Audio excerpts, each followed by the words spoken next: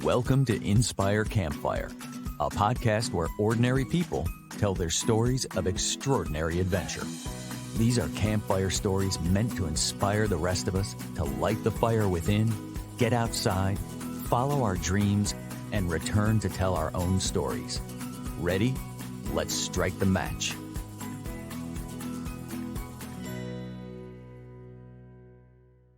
Welcome to the show. I'm your host, Scott Wurzbacher, and today we have a very special episode.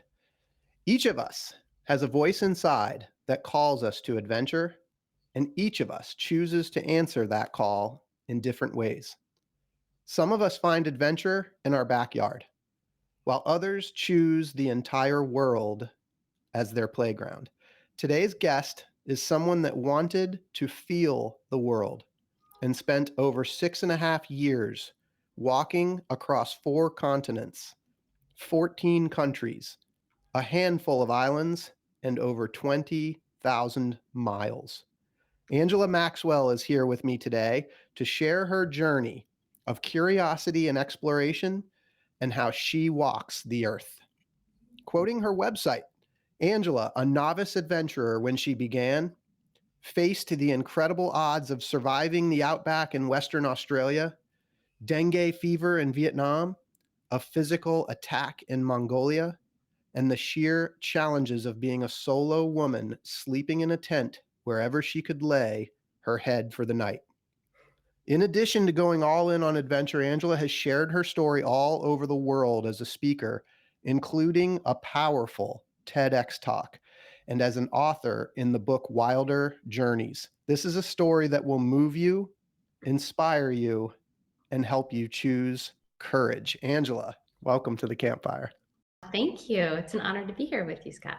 Angela, when we first spoke and I was starting to get to know you, one of the things that struck me was that you told me you don't do moderation and that you've learned to embrace being an extremist. So I wonder if we could start, you've taken this over 6.5 year journey walking the earth. And we're going to get into some of those details, but I'd love to just kind of go back to the beginning and help us understand how one comes to the place of making a decision to walk the earth. Yeah, that's great. Well, I love that you start with the moderation piece because, now being a woman who's 42, I think I'm still just understanding what does it mean to embrace these parts of ourselves, and struggled a lot when I was younger of we've got to moderate everything, everything we eat or how we do things. So ultimately, in what we'd say is the very beginning, the past life, just a couple years ago, things were good. Like oftentimes we wait for a crisis. So it wasn't a crisis as much as this feeling of wanting something just a little bit more. And maybe that has to do with this extremist part of me, but it was like life was good. Business was good, relationship was good, but I just felt like I wanted a little extra sparkle, something there. What's there that I'm missing? And I heard about someone who was walking around the world. It turns out he wasn't actually walking, but it was enough to spark an idea. Now, I think we could talk about ideas and what that means. It might be a different conversation, like where do ideas come from? But I do think they're linked to a certain calling, right? Like how do we, one day we're just walking around the world and we get this idea. Someone said something, it sparked an inspiration. We watch something, we read something, and there's like an electricity that's created. We say like a light bulb moment, but something electric happens. And then it becomes all consuming. So to me, it's almost like that call. So I had the idea, walking around the world sounds like a great idea. A little wild, a little crazy, sounds ridiculous for someone like me. But this became so consuming, I would say it was close to obsession. I had to find out who's done something like this, what women, how did they do it? What men have done it? How did they do it? I was researching like I was getting paid to work in a lab and research and put all these pieces together. And then I said, yes, let's do this. I might regret it if I don't. Angela, I love this so much. And you just spoke to really just like the essence of what we love to talk about here on this podcast, which is that call to adventure. And I just heard you talk about it as a light bulb moment. I wonder if you remember that moment. I do. Well, it was almost like the seed being, it was the moment the seed was planted.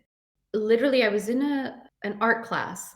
I heard about someone walking around the world who wasn't. It was actually Albert Spears, who in Spandau prison was walking the courtyard and was counting his steps as if he was walking around the world. But that's all it took. And I remember leaving that day from the class, walking through town in Oregon, where I was a town in Oregon where I was living, and everything became the world around me. Like the coffee shop became the Taj Mahal, and another building became like a Greek ruin. I mean, it was something that sparked so deeply that for the next couple of days I was full in. And then, as everyone else, what we tend to do is squash the idea for a little while. So then it's like, oh, that's crazy. I'll just let me forget about that. And then over a couple of days and then weeks, it's almost like things keep coming in. I'm looking up something and I see about, Fiona Campbell, who walked across Africa, and it's like, oh, I can't get away from it. It's like it's just there. And it might be that when we're looking for something, we see it more. But I am a little bit superstitious, and I like that aspect of the spirit speaking to us, that it was almost like keep staying on this path of that calling without knowing what it looks like. When you were feeling this wanting, right? I guess it's part of the call to adventure. When you're feeling that wanting, like, were there any anticipations or even, I hate to use the word expectations, but anything that you were kind of hoping for as part of that journey? Well, it's interesting because as you say call to adventure, what comes up in my mind is a call to risk. I mean, Mm, meaning I think there's so much in our lives that we are experiencing as an adventure, right? Like a woman might say, oh, motherhood is such an adventure. Being married is such an adventure. yeah. Travel is an adventure. But there was something about wanting to step out of the bounds of this kind of curated experience.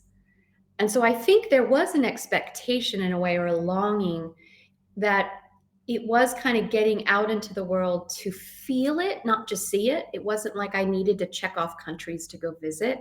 I wanted to walk through these places, like connecting with the people, connecting with the land. And I liked having no idea what that could look like, but it had a lot of risk. And I think that because I identify as a bit of an extremist, I'm like, all in, let's go. I have no clue exactly where I'm going to go and what this is going to lead me to. Yeah, so I'm wondering, like, before this call to adventure, what life was like for you, even like kind of growing up and sort of leading up to this point. Was there a lack of risk taking that kind of pushed you over the edge to say, like, I'm ready to go take some risk? What was early life like for you? Yeah, I mean, I there wasn't a lot of travel in my life. As a kid and with my family, I had two military parents, but I did long for it as a child. I'm an introvert, but I'm also a bit of a hermit too. And I think I've always been that way. And so me as a child could just be satisfied with, you know, books, National Geographic books or picture books of different parts of the world. And I think there was always a part of me that liked the idea of seeing and experiencing beyond the backyard. But I didn't focus my 20s.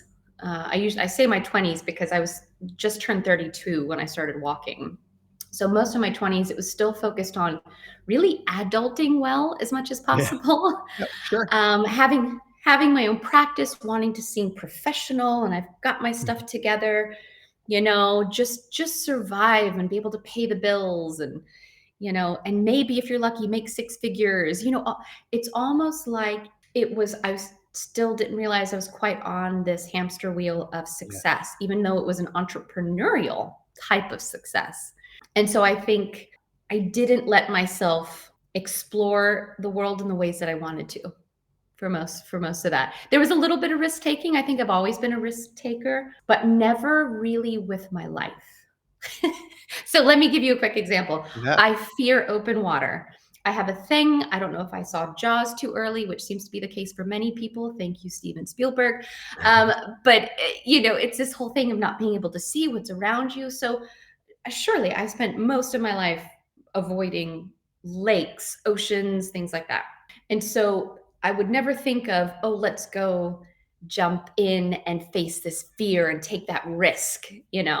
So I did kind of stay within those boundaries of what's comfortable. And the walk was kind of that call and that invitation to start taking a bit more risk. For somebody starting this at 32, I mean, like you said, you had a good amount of time to do the adulting, right? And so it's not like you're going straight from, teenage life into this world. I mean, you almost had to, like, you kind of started to build up this professional side, and then you had to let go of that to go do this thing. Like, what was that like for you? Like the letting go of, maybe I'm not going to say what what Western culture we're conditioned to do. You kind of just let go of that and moved into this adventure. What was that like? Yeah, well, that was one of the most challenging parts because for a few reasons. One is because my work, which was generally coaching women, they had become like my friends. And so in a sense, I was not only letting go of these people I had worked with for a year, sometimes two, you have established these good solid relationships and a rapport with, but it was also letting go of the money. The way that I wanted to do this walk was that I wasn't going to YouTube it. I wasn't going to broadcast it. And so I could only use what I had saved up. And that left me with about $5 a day on average. And so with no income, I had to really choose wisely, when I go spend something at the store to buy the noodles or the oatmeal or this or that. And so it was also just saying goodbye to a quote, a success that most of the world, and especially the Western world, sees is you've made it. Now, why would you go and destroy all of that? You worked so hard through a decade to build this up, and then you literally are just going to let it go. It was kind of scary, but it was also pretty freeing. It was also like, I think there's a chance I could be happy living on a lot less. And so there's a little bit of an experiment in doing that too. It's an experiment. I love it because I was actually thinking in my mind, I want to ask you that question. Why would you do that? And I just heard it's an experiment. Yeah, it's an experiment. I wanted to see if I could give back in some way. But what I found was a lot of it was the interchange, the experiences of the people I met along the way. How can I help you? Or if you invite me in your home, can I chop wood for you? I wanted to kind of create a little bit of an economy in that way. So what I did do was I opened people up if they wanted to donate something, a hot shower, a meal, if you want to give $5 or $10. And then I still gave half of that away to a nonprofit that I felt like was doing good work. So it just felt at least my walk became something that, sure, if I could get something made people feel good to give, I can also give back. Kind of trying to create something, some type of a flow, a tap open in a way. People approach adventure differently. I think like some people, for example, like let's say I decide I want to climb a mountain, right? That's a very intentional, like goal-oriented type adventure where you're training for it. You know what the end destination is. You reach the peak of the mountain, you safely come back down, and then you've completed your journey, right? I'm curious for you though, because I kind of suspect this was not necessarily about just reaching a mountain peak and saying I did it. To what extent was this sort of a goal versus just kind of a let's see what happens? I'm just kind of curious where your mindset was when you set out on this. It's interesting because it was two things at once in the sense that there was a goal of finishing. Even though I said, look, as long as I'm leaving from my best friend's house in Oregon and I return on foot, what that looks like in between, I mean, I drew a whole line where I'm not missing a single country and it takes me exactly 5 years, but the goal would be I'm going to finish, even if it takes 6 or 7 years. But I also wanted to dive completely into the unknown. Like I really wanted the people and the places to shape the walk. But I found that ultimately while walking, if I set my mind on finishing, which is the goal, let's say the finish is almost like you reach the mountain peak. Right. it terrified me. And oftentimes it was so far away. It would be like, God, I still have like 4 years of walking. Mhm.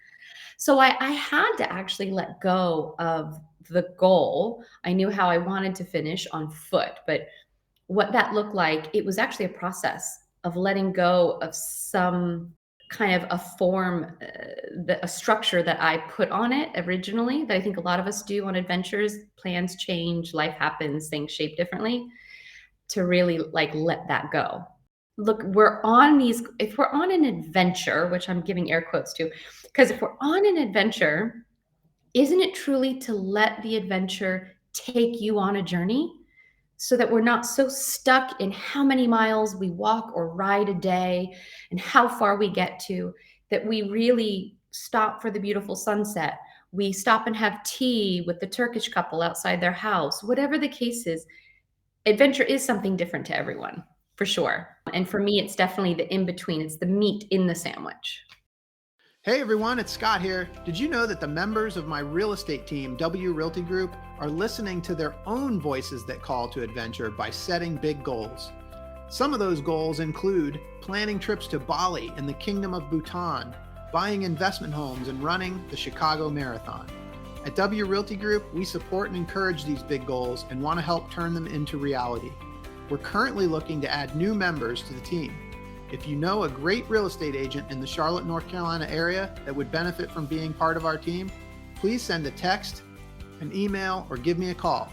And know that when you support W Realty Group, you're also supporting this podcast. Thanks for listening. As we speak about like the goal and sort of what unfolded over the 6.5 years, for listeners, could you just kind of take us through the physical journey? What did you cover? Kind of talk about, we talked about in the introduction, 6.5 years, 14 countries, 20,000 miles. Can you kind of take us through that? Yeah, well, so basically, I left pretty close to the Oregon coast. Mm-hmm. It was a little bit, it's high desert inland, but I walked to Portland and then I flew myself to Australia, where, because I wanted to do 4 continents, Australia was almost a last minute decision. I didn't do New Zealand.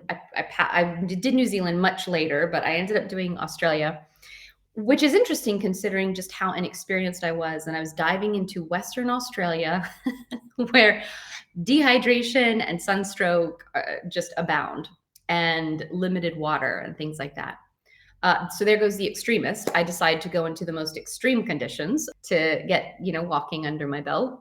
And so I walked from Perth, which is kind of lower West Coast Australia, up to Columbaroo, which is pretty parallel to Darwin. But I wanted to finish in an Aboriginal community. Then I went up to Vietnam. Again, plans change. I was ready to walk across Southeast Asia. You got so many expats and people who cycle through there. It seemed like a no-brainer. But within 10 days of being there, I got dengue fever. It was a real culture shock going from the desert to a place where mopeds and cars and houses abound. It was quite challenging for me. And that's when I decided I'm just going to go where I want. It was the first time I really, quote, broke my line. The goal of how I thought I would do it, it was the first time it was stripped from me. I was laying there with dengue fever going, I don't want to be here in Vietnam. Why am I here? Because I said I would be here, because I put it on a map with a marker. What am I doing to myself? And that's when I decided to go up north. When I healed a little bit, I went up to Mongolia and I crossed Mongolia. I had some interesting experiences there, which we'll probably talk about, and continued west, Georgia, the country, Turkey, parts of Europe. And then I did northern Scotland down to England. I went and hopped over to New Zealand to walk. And then eventually I finished across the States. So my home run was going Washington, D.C. back to my best friend's place in Bend, Oregon. Yeah, that took about 6.5 years. What was it like to finish in the U.S.? Yeah, I should know how to answer this every time now.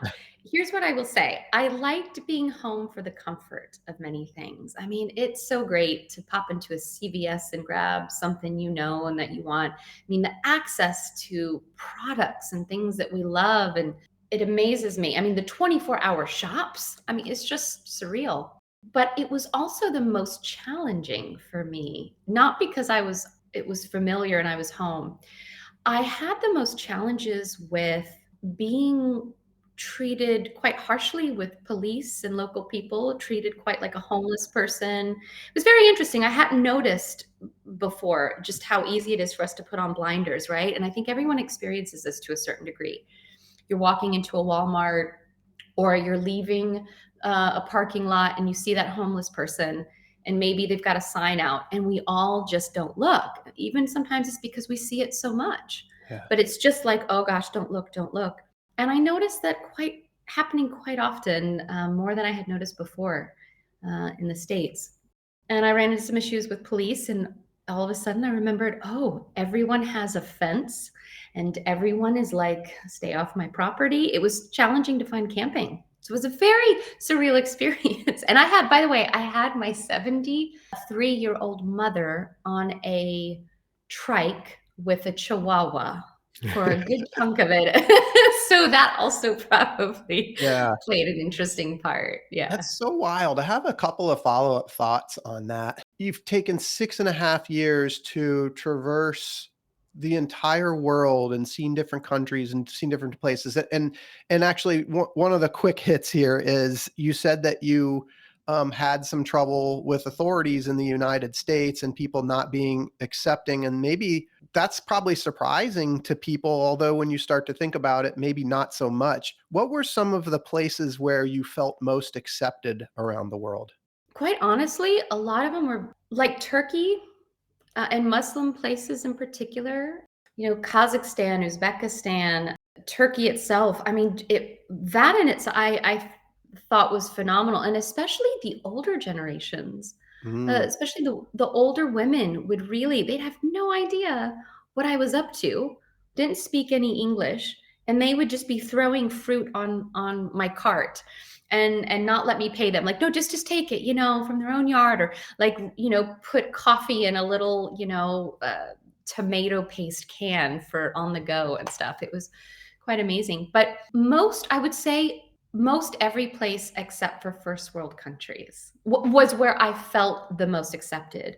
So nothing wrong against, you know, right. Europe and the US. In fact, it was quite welcoming being back home. And I helped raise money for a nonprofit for a girls shelter. But you know, just the feeling of being a woman on the road. Yeah, I'd say it was mostly the eastern parts of the world. What were the different feelings that your body had in different places? Where did you feel most comfortable? Where did you feel most uncomfortable? And I think we kind of touched on that a little bit, but I would love to get into that. And I guess I will go back and set the premise here. In your TED talk and in a lot of different speeches and talks that you've given, you've said that you weren't necessarily out to do a walk, you weren't necessarily looking for adventure, but that you wanted to feel the world. And so I'm curious if you could just, for us, like kind of share a little bit more about what that means to you. And then let's get into some of those feelings that you had. Well, I think it's so often that we say things like, I want to see the world. I want to, you know, I want to see the Eiffel Tower before I die or something, right? And with all the conveniences that are there in the world, we oftentimes don't get to experience the locality of the place, the culture of the place. So there's a part of feeling that I mean when I said I wanted to feel the world, and that's still relevant for me now. Is that I wanted to feel the people, their way of living, the culture. I wanted to walk past places and smell a woman cooking in her own kitchen. But there's also the sensation of the land itself.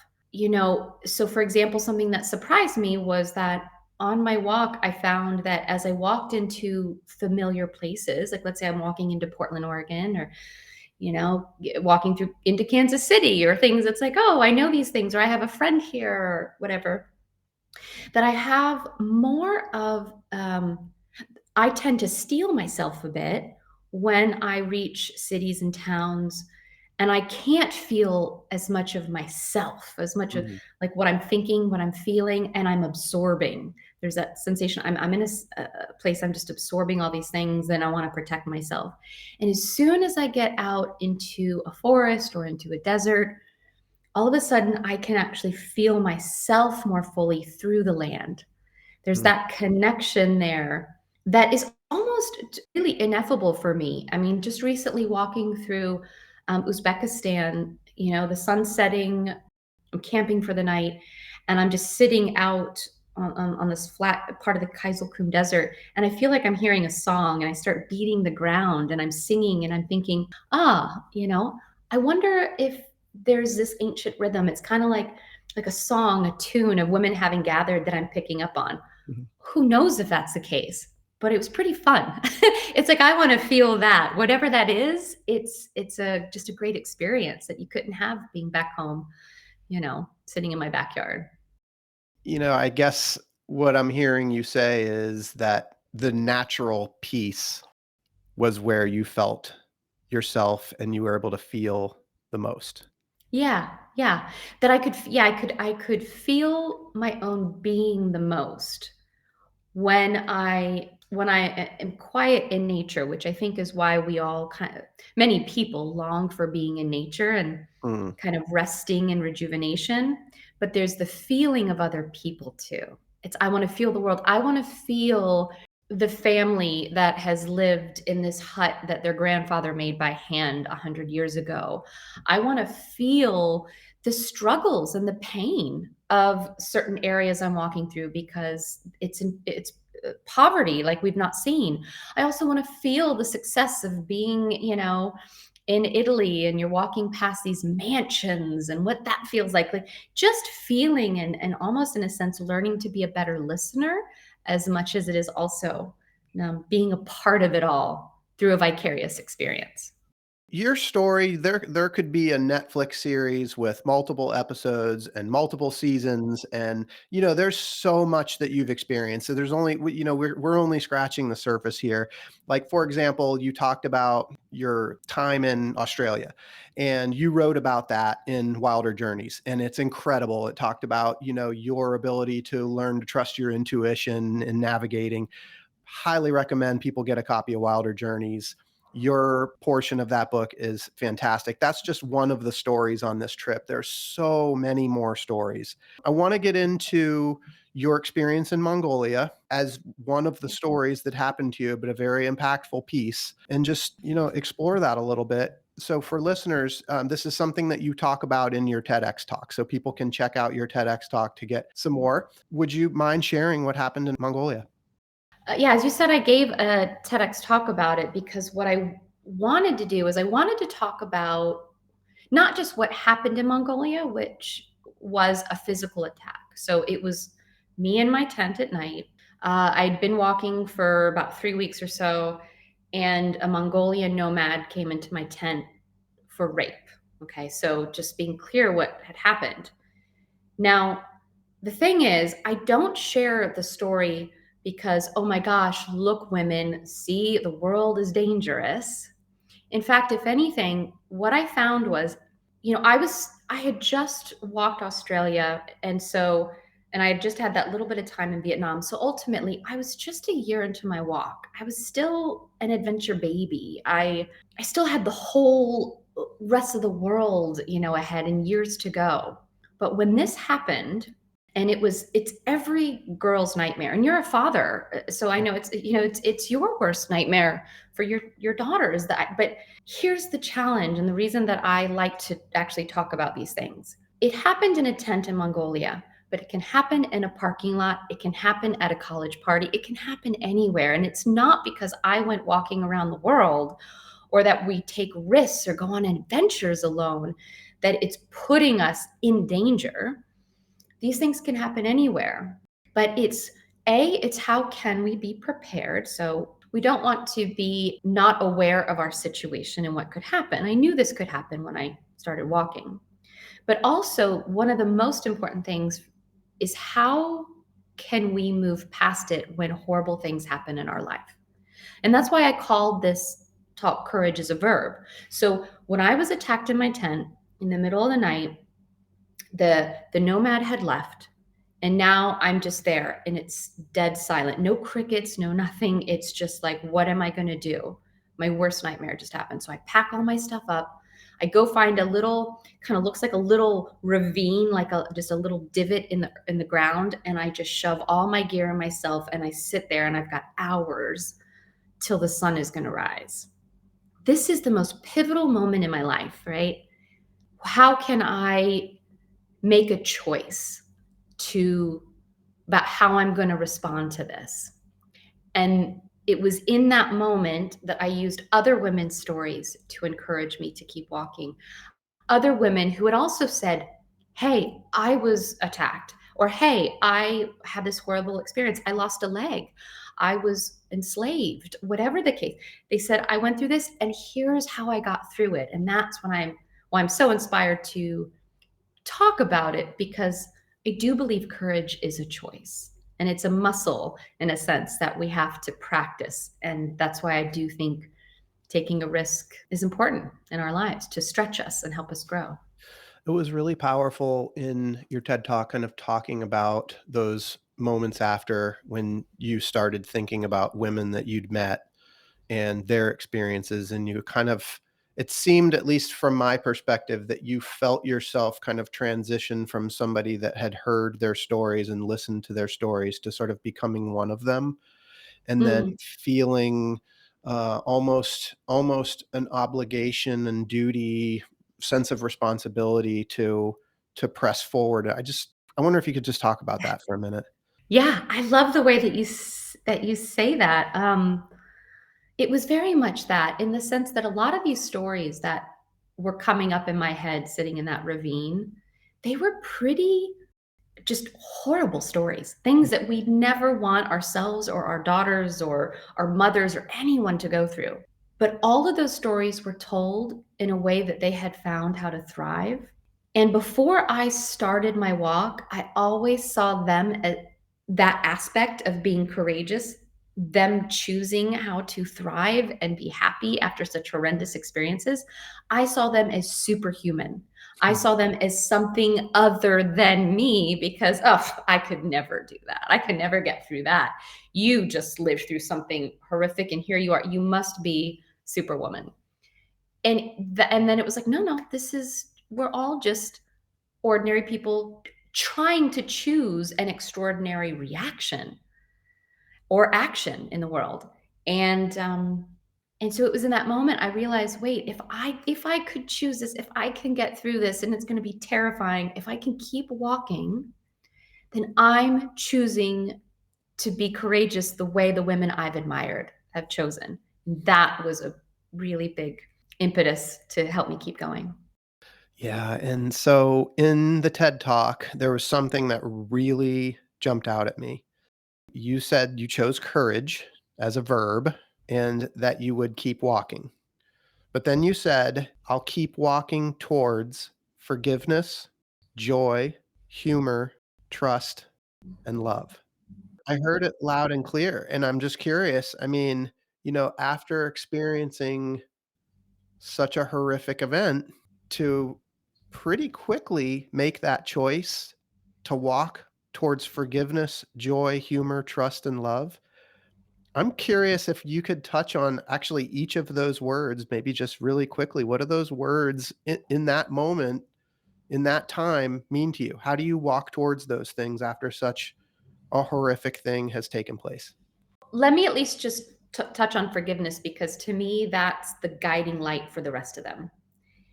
And it can be a little bit of the most challenging thing for me to talk about, only in the sense that while the attack was happening in Mongolia, it was in the midst of the attack that I had actually chosen, this is happening. I can't physically get out of this. I'm going to forgive you and myself. I'm going to forgive right here and right now. And then after sitting in the ravine, I'm going to choose forgiveness, because I know that right now, if I attach my emotion to this memory, I am going to forever have a wound that could take a lifetime to let go of. So I'm going to choose forgiveness. And there was a moment, and this might be a bit intense here, but there was a moment when it was happening that I looked my attacker in the eyes, and in my mind, I'm saying, I forgive you, and even I love you. Okay. And this was some of the tools I had from the work I did previously to try and bring in and say, look, I could choose forgiveness a year from now. After I've talked about this and I process with my friends and a therapist, I could choose forgiveness 10 years from now, or right this very moment as it's happening, can I choose forgiveness? But I'm going to have to choose it again tomorrow. I'm going to have to choose it again the next day. I'm going to choose it again the next day, because it's not like anything's going to be done. It's going to be work. If I could forgive that person, if I'm sitting in that ravine and I forgave that man, and I forgive myself for any wrongdoings I thought I did, because as you know, a lot of people think, oh, I should have done this, I should have done that. Forgive. Now I can move into hope that I can get through this and keep walking. Then I can even find the joy, because the sun's going to rise and it's going to be beautiful. Can I focus on that? And then as I keep going, can I trust myself to make the decisions to, for example, find the right camp spot that, even though my mind wants to tell me, see, can you trust your intuition? Because that's where you camped and that's where something bad happened. No, I do trust myself. I trust in how I'm going about this. I trust in my ability to be more prepared. I trust in my ability to forgive tomorrow. I trust in my ability to keep finding the joy and the hope.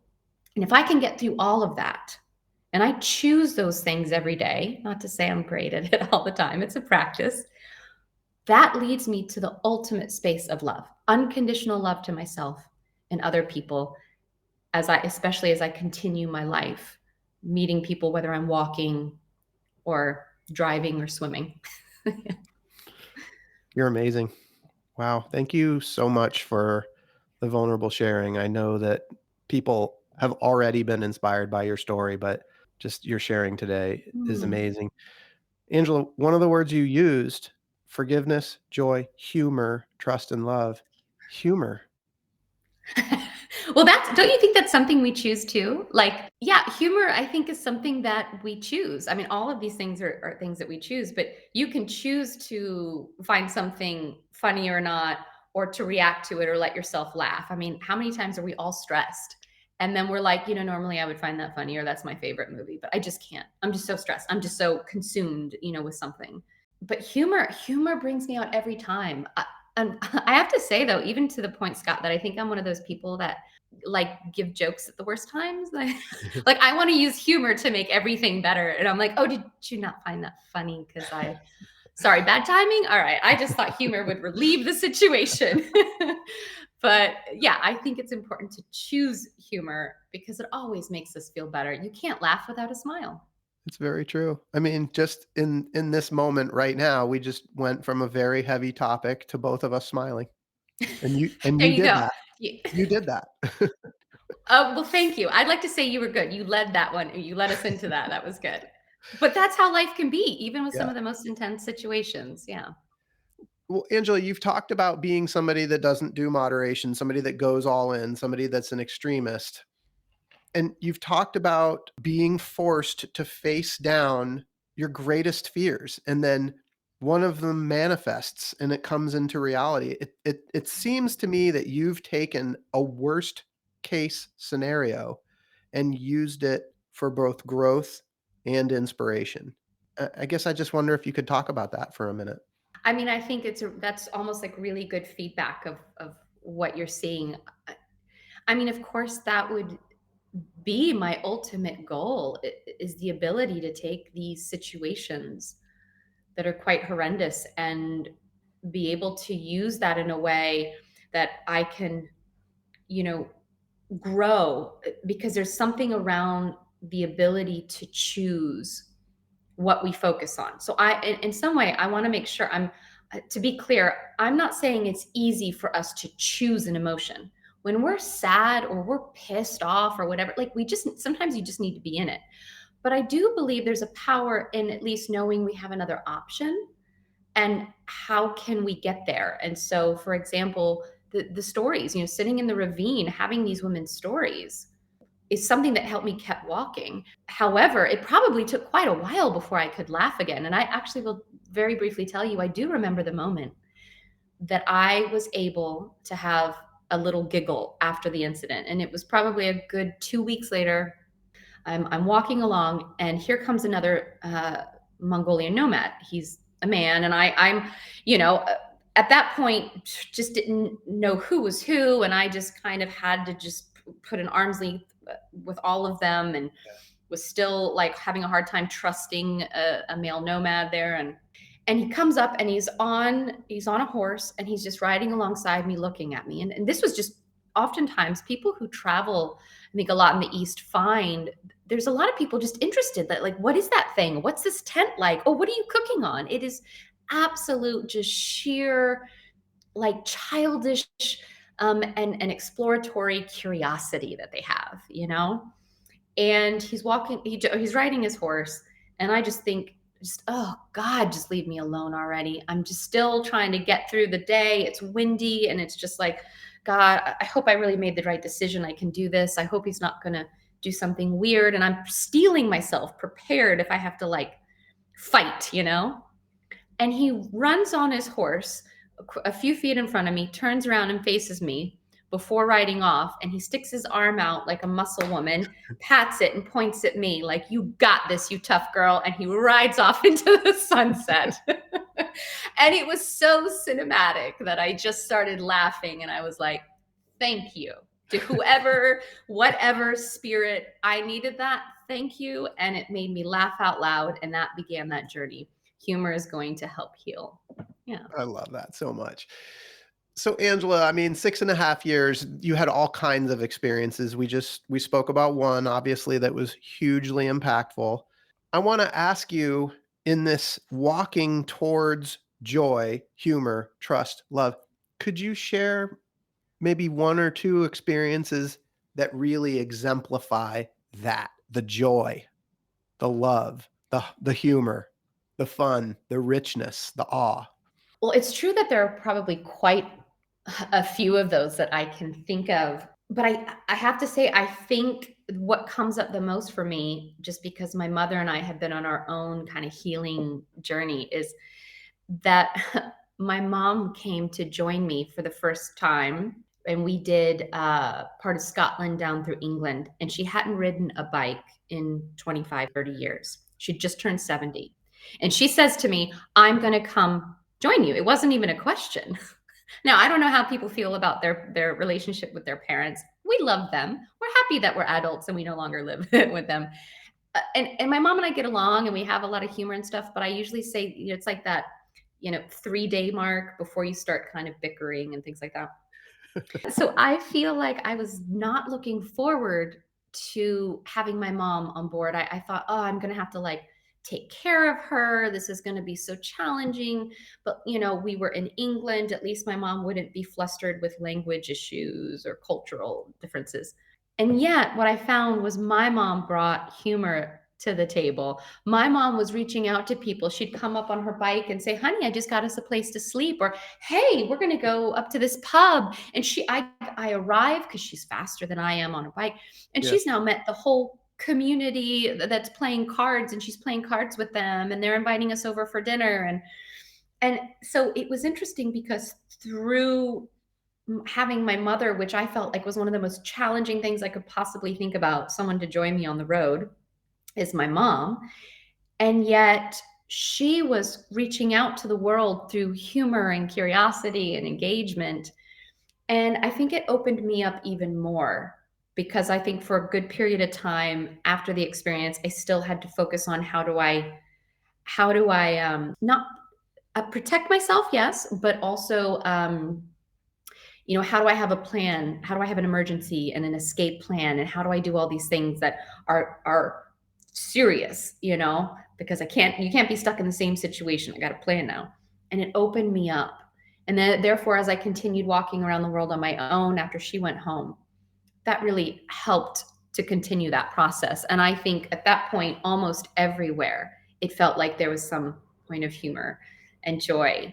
And it's finding the little things.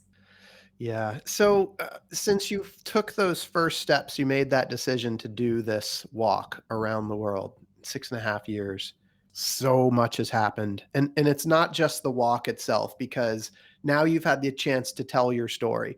You've met some incredible people that you've aligned yourself with.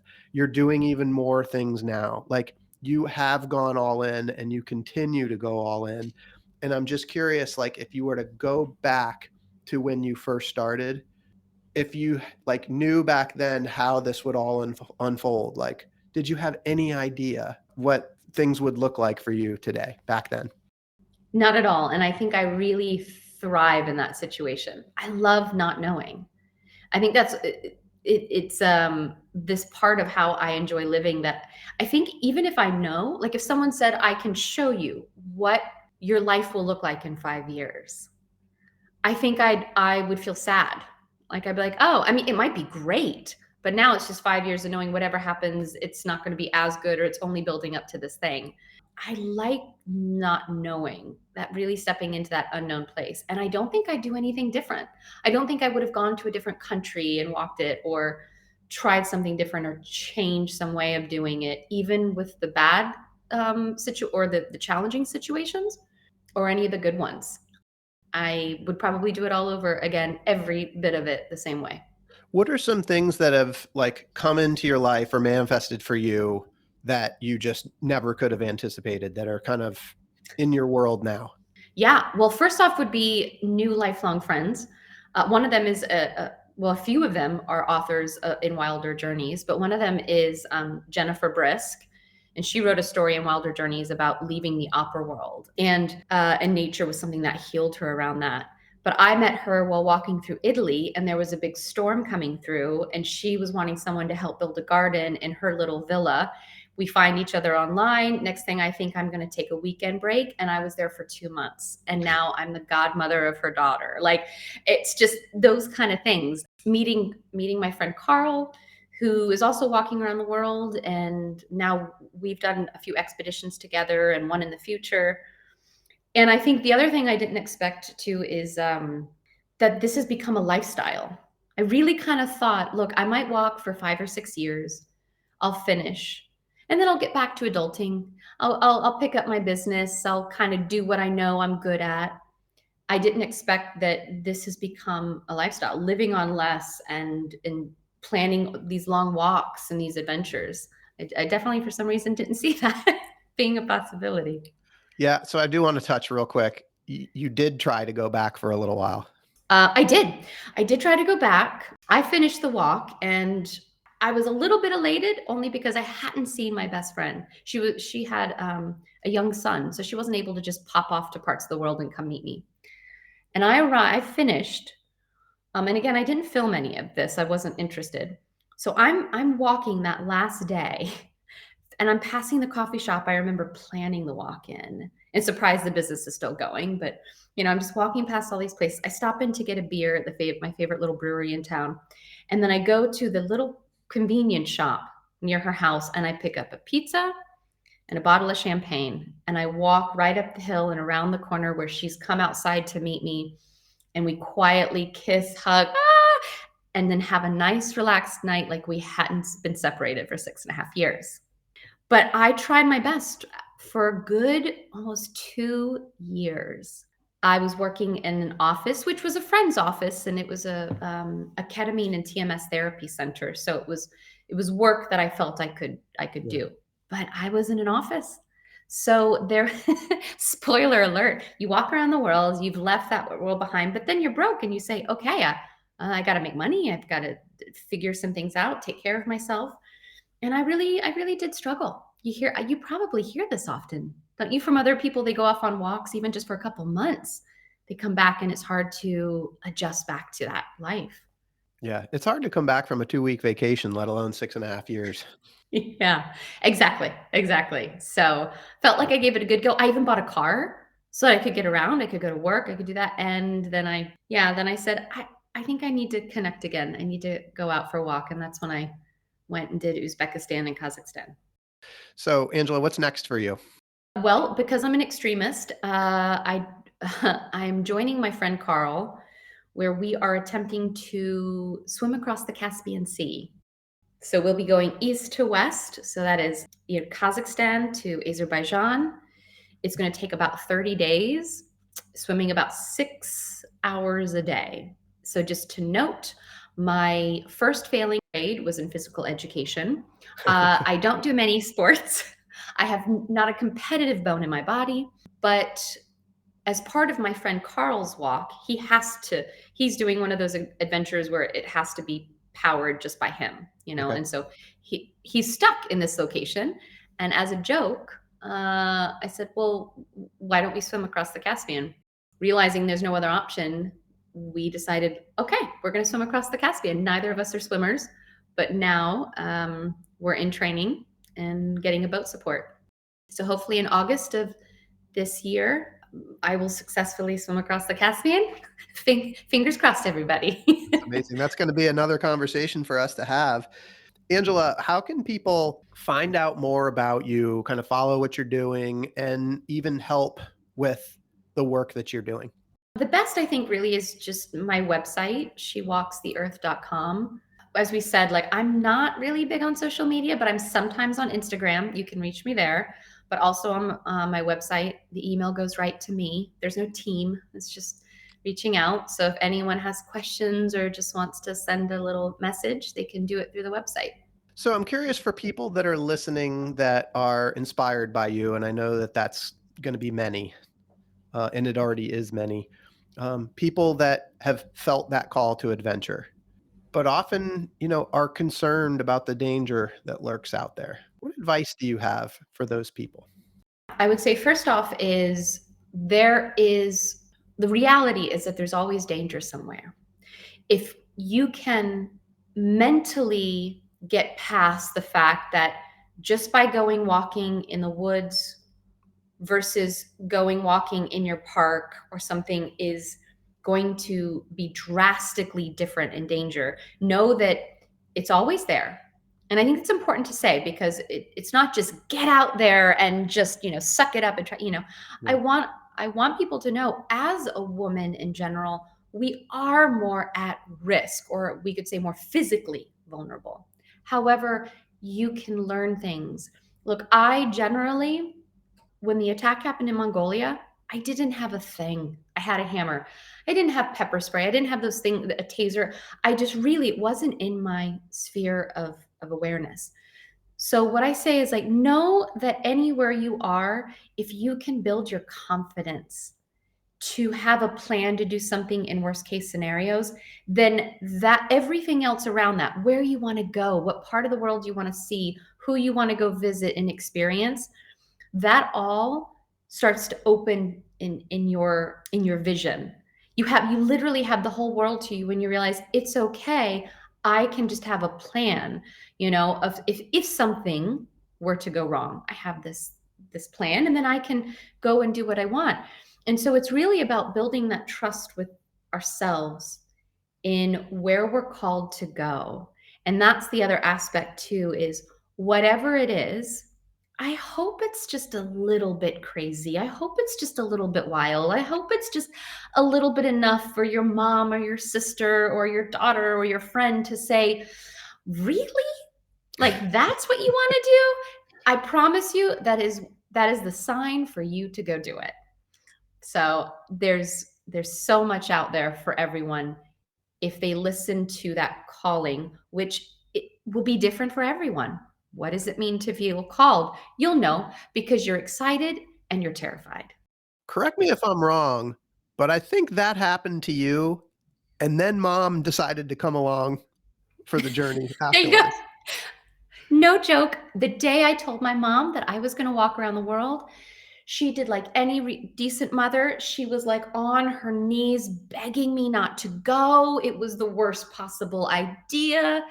And then she became my greatest fan. She couldn't go to the barbershop without talking about it. And next thing we know, she has traveled Scotland and England, parts of France with me, and even almost all the way across the States. You never know. So, Angela, your story is epic, and Hollywood's going to pick up on it at some point, and Hollywood's going to want to make a movie about you.